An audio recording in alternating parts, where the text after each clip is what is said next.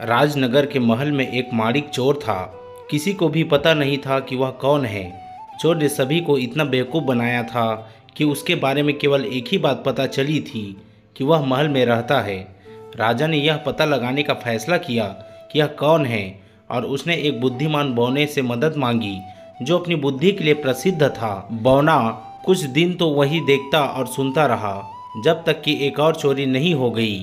अगली सुबह बुद्धिमान बौना सभी महल निवासियों को एक ही कमरे में एक साथ मिलता है। पूरी सुबह उनका निरीक्षण किया और दोपहर के भोजन के दौरान बौना उन सभी से एक एक कर पूछने लगा कि वे चोरी किए गए गहनों के बारे में क्या जानते हैं। ऐसा लगा कि उनमें से कोई भी चोर नहीं था, लेकिन फिर अचानक एक माली को खांसी, धड़कन और कहराना शुरू हो गया और आखिरकार वह फर्श पर गिर गया। बौना एक चुटकीली मुस्कान के साथ समझाता है कि उन्होंने जो भोजन किया था उसमें जहर था और इस जहर के लिए केवल एक ही दवा है जो उस मड़िक के अंदर छिपी हुई है जो पिछली रात को चुराया गया था।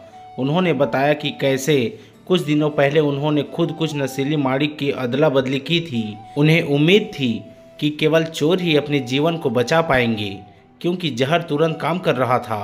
खांसी और कराह पूरे कमरे में फैल गई और सभी को डर लग रहा था। एक व्यक्ति को छोड़कर सभी को, एक नौकर को उन गहनों को ढूंढने में देर नहीं लगी जहां उसने गहने और माड़िक छुपाया था, क्योंकि अगर वह इसे खोलने और उसके अंदर से अजीब तरल पीने में सफल होगा तो ही वह अपने जीवन को बचा पाएगा।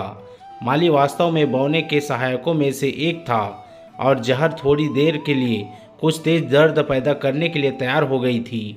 औषधि से ज़्यादा कुछ नहीं था, लेकिन चोर अब पकड़ा जा चुका था और उसे सैनिकों द्वारा गिरफ्तार कर लिया गया और तुरंत अदालत ले जाया गया। राजा ने आभार व्यक्त किया और उदारता से अपने बुद्धिमान सलाहकार को पुरस्कृत किया। जब उसने बौने से पूछा उसका रहस्य क्या है, बौना मुस्कुराया और कहा, मैं केवल उस व्यक्ति को जानने की कोशिश करता हूँ जो सच बोल सके। राजा ने कहा, और इसे कौन जानता था? यदि चोर सभी को धोखा दे देता तो? बौना बोला, नहीं महाराज, कोई भी सभी को धोखा दे सकता है लेकिन कोई भी खुद को धोखा नहीं दे सकता है।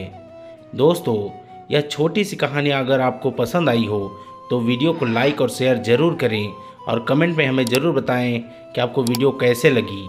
धन्यवाद।